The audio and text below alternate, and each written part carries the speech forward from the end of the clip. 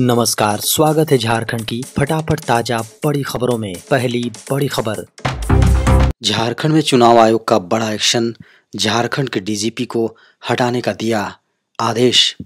झारखंड में विधानसभा चुनाव के मद्देनजर निर्वाचन आयोग ने राज्य सरकार को कार्यवाहक पुलिस महानिदेशक डीजीपी अनुराग गुप्ता के खिलाफ पूर्व के चुनावों में शिकायतों के इतिहास के कारण उन्हें तत्काल पद से हटाने का शनिवार को निर्देश दे दिया है। बता दें कि झारखंड विधानसभा चुनाव 13 नवंबर और 20 नवंबर को 2 चरणों में कराए जाएंगे। खबरों की माने तो पिछले चुनाव में गुप्ता के खिलाफ शिकायतों के इतिहास और आयोग द्वारा की गई कार्रवाई के आधार पर उन्हें हटाने का निर्णय लिया गया है। बता दें कि राज्य सरकार को 21 अक्टूबर की सुबह तक भारतीय पुलिस सेवा आईपीएस के वरिष्ठ अधिकारियों के नामों की एक सूची सौंपने के लिए भी कहा गया है। झारखंड विधानसभा चुनाव के लिए बीजेपी ने जारी की उम्मीदवारों की पहली सूची। बीजेपी यानी भारतीय जनता पार्टी ने शनिवार को झारखंड विधानसभा चुनाव के लिए 66 उम्मीदवारों की पहली सूची की घोषणा कर दी है। बता दें कि पार्टी के राज्य प्रमुख बाबूलाल मरांडी धनवार से, वहीं लोबिन हेम्ब्रोम बोरियो से और सीता सोरेन जामताड़ा से चुनाव लड़ेंगे। बता दें कि झारखंड के पूर्व मुख्यमंत्री चंपई सोरेन को सरायकेला, गीता बलमोचू को चाईबासा, गीता कोड़ा को जगन्नाथपुर और केंद्रीय मंत्री अर्जुन मुंडा की पत्नी मीरा मुंडा को पोटका से उम्मीदवार बनाया गया है। बता दें कि मौजूदा समझौते के अनुसार 810 सीटों पर जेडीयू 2 सीटों पर और एलजेपी चतरा की एकमात्र सीट पर चुनाव लड़ेगी और बाकी 68 सीटों पर बीजेपी चुनाव लड़ेगी। बता दें कि 81 सीटों वाली झारखंड विधानसभा के लिए 13 और 20 नवंबर को चुनाव होने हैं। दोनों राज्यों में 23 नवंबर को वोटों की गिनती होगी। झारखंड में कांग्रेस और जेएमएम विधानसभा की 81 में से 70 सीटों पर लड़ेंगे चुनाव। झारखंड के सीएम हेमंत सोरेन ने की माने तो शनिवार को उन्होंने कहा कि विपक्षी गठबंधन इंडिया आगामी विधानसभा चुनाव के साथ मिलकर लड़ेगा और कांग्रेस तथा झारखंड मुक्ति मोर्चा 81 में से 70 सीटों पर अपने उम्मीदवार उतारेंगे। मुख्यमंत्री ने कहा कि शेष 11 सीटों के लिए गठबंधन सहयोगियों राष्ट्रीय जनता दल और वामपंथी दलों के साथ साथ सीट बंटवारे पर बातचीत जारी है। बता दें कि झारखंड में विधानसभा चुनाव 13 और 20 नवंबर को 2 चरणों में संपन्न होंगे। वहीं मतों की गणना 23 नवंबर को की जाएगी। बता दें कि मुख्यमंत्री ने यहां गठबंधन सहयोगियों के साथ बैठक के बाद कहा कि विपक्षी गठबंधन Indian national development inclusive alliance Jharkhand विधानसभा चुनाव साथ मिलकर लड़ेगा। निलंबित आईएएस पूजा सिंघल की जमानत याचिका पर हुई हाईकोर्ट में सुनवाई, 22 नवंबर को होगी अगली तिथि की सुनवाई। झारखंड उच्च न्यायालय में मनी लॉन्ड्रिंग मामलों में आरोपित निलंबित आईएएस पूजा सिंघल की जमानत याचिका पर शुक्रवार को उच्च न्यायालय में सुनवाई हुई। सुनवाई के बाद उच्च न्यायालय ने प्रवर्तन निदेशालय को जवाब दाखिल करने का निर्देश दिया है। खबरों की माने तो मामले की अगली सुनवाई 22 नवंबर को निर्धारित की गई है। वहीं प्रवर्तन निदेशालय अदालत से जमानत खारिज होने के बाद पूजा सिंघल ने उच्च न्यायालय में जमानत याचिका दाखिल की है। बता दें कि इस मामले में पूजा सिंघल सहित 7 लोगों के खिलाफ चार्जशीट दाखिल हो चुकी है। बता दें कि खूंटी में मनरेगा का घोटाला फरवरी 2009 से जुलाई 2010 के बीच हुआ। उस समय पूजा सिंघल वहां की उपायुक्त थीं। आयुष्मान भारत योजना में केंद्र सरकार करने जा रही बड़ा बदलाव, अब इतने लाख का मिलेगा बीमा। केंद्र सरकार द्वारा देश के नागरिकों के लिए कई योजनाएं चलाई जा रही हैं।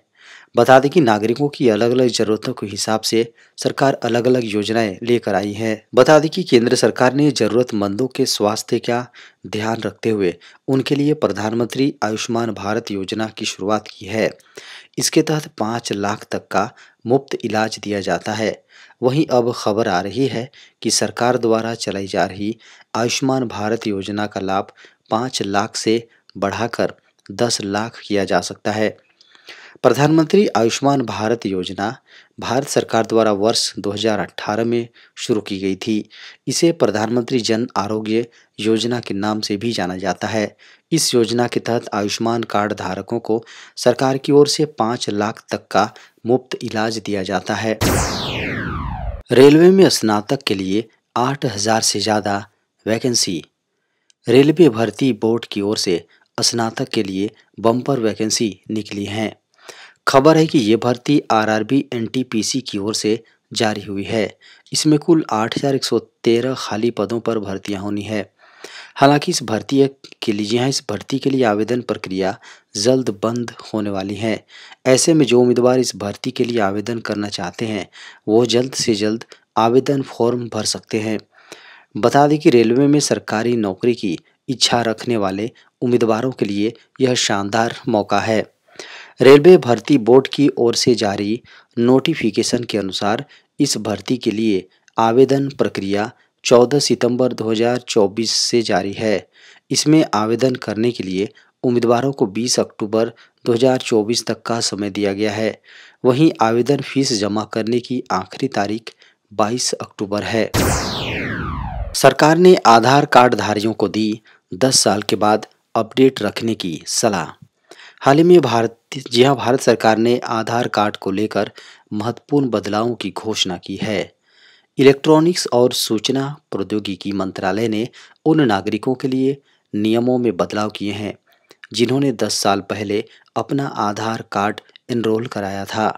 नए नियमों के अनुसार इन नागरिकों को अपने आधार कार्ड की जानकारी को अपडेट करने और नए दस्तावेज जमा करने का विकल्प दिया गया है।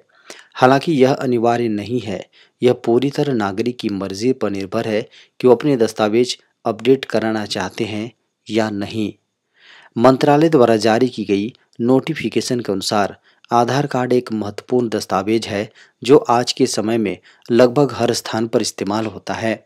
जिन लोगों ने 10 साल पहले अपना आधार कार्ड बनवाया था उनके दस्तावेजों में समय के साथ बदलाव आ सकता है, जैसे कि पता, मोबाइल नंबर या बायोमेट्रिक जानकारी। ऐसे में सरकार ने नागरिकों को सुझाव दिया है कि वह अपने आधार कार्ड को अपडेट रखें ताकि भविष्य में किसी भी प्रकार की असुविधा से बचा जा सके। बता दें कि सरकार ने यह भी स्पष्ट किया है कि 10 साल पूरे होने पर आधार कार्ड को अनिवार्य रूप से अपडेट करने की जरूरत नहीं है, बल्कि यह पूरी तरह नागरिक की इच्छा पर निर्भर है। बैंक में रखना होगा मिनिमम बैलेंस वरना लग सकती है पेनल्टी। अगर आपका खाता state bank of India, HDFC bank या पंजाब नेशनल बैंक में है तो ये खबर आपके लिए ज़रूरी है। हाल ही में इन बैंकों ने न्यूनतम बैलेंस की आवश्यकताओं के बारे में नवीनतम अपडेट किया है। पेनाल्टी से बचने और अपने खाते की अच्छी स्थिति सुनिश्चित करने के लिए न्यूनतम बैलेंस बनाए रखना जरूरी है। बता दें कि जुर्माने से बचना आवश्यक न्यूनतम बैलेंस बनाए रखने में विफलता के कारण जुर्माना लग सकता है जो आपकी बचत को प्रभावित कर सकता है। एक स्वस्थ बैलेंस आपात स्थितियों के लिए वित्तीय सुरक्षा प्रदान कर सकता है। कई खाते में रखी गई बैलेंस पर ब्याज मिलता है जिससे आपकी बचत बढ़ने में मदद मिलती है। बता दें कि एसबीआई ने शाखा के स्थान के आधार पर अलग अलग न्यूनतम शेष राशि आवश्यकताएं निर्धारित की हैं। पानी की बोतल, साइकिल, लाइफ इंश्योरेंस होंगे सस्ते, जीएसटी घटाने की तैयारी में सरकार। टर्म लाइफ इंश्योरेंस और हेल्थ इंश्योरेंस का भुगतान करने वाले लोगों को जल्द ही बड़ी खुशखबरी मिल सकती है। इंश्योरेंस प्रीमियम को जीएसटी के दायरे से बाहर किया जा सकता है। जीएसटी काउंसिल द्वारा गठित मंत्रियों के एक समूह ने इसकी सिफारिश की है। बता दें कि इसके अलावा जीओएम ने 20 लीटर पानी की बोतल, साइकिल और प्रैक्टिस नोटबुक पर जीएसटी की दरें घटाकर 5% करने का निर्णय लिया है। कुछ चीज़ों पर टैक्स बढ़ाने का भी सुझाव दिया गया है। इनमें महंगी घड़ियां, जूते और ब्यूटी प्रोडक्ट शामिल हैं। बता दें कि 20 या उससे अधिक लीटर पानी की बोतल पर 18% जीएसटी लगता है, जिसे घटाकर 5% करने का सुझाव दिया गया है। वहीं प्रैक्टिस नोटबुक पर जीएसटी 12% से घटाकर 5% करने का सुझाव दिया गया है। 10,000 रुपये से कम कीमत वाली साइकिल पर जीएसटी 12% से घटाकर 5% करने का सुझाव है। रेलवे से रिटायर कर्मचारियों के लिए गुड न्यूज, फिर नौकरी दे रही सरकार। इंडियन रेलवे ने रिटायर कर्मचारियों को एक बड़ी खुशखबरी दी है। दरअसल रेलवे कर्मचारियों की कमी को दूर करने के लिए रेलवे ने 65 वर्ष से कम आयु के रिटायर हुए कर्मचारियों को एक बार फिर से कॉन्ट्रैक्ट बेसिस पर नौकरी देने का निर्णय लिया है। रेलवे बोर्ड ने विभिन्न क्षेत्रों में 25,000 पदों के लिए भर्ती शुरू किया है। इसमें रिटायर रेलवे कर्मचारियों को फिर से नियुक्त करके अस्थायी रूप से रिक्तियों को भरने का एक नया फॉर्मूला शामिल है। इसके तहत 65 वर्ष से कम उम्र के रिटायर कर्मचारी पर्यवेक्षकों से लेकर ट्रैकमैन तक की नौकरी के लिए आवेदन कर सकते हैं। जी हाँ, रेलवे की ओर से की जाने वाली नियुक्तियां 2 साल तक चलेंगी, जिसे बाद में बढ़ाया भी जा सकता है। सभी क्षेत्रीय रेलवे के महाप्रबंधकों को पिछले 5 वर्षों की मेडिकल फिटनेस और परफॉर्मेंस रेटिंग जैसे मानदंडों के आधार पर इन सेवानिवृत्त कर्मचारियों को नियुक्त करने के लिए अधिकृत किया गया है। आदेश के अनुसार आवेदकों के पास सेवानिवृत्ति से पहले पिछले 5 सालों की गोपनीयता रिपोर्ट में अच्छी ग्रेडिंग होनी चाहिए और उनके खिलाफ कोई विजिलेंस और डिपार्टमेंट एक्शन का मामला नहीं होना चाहिए।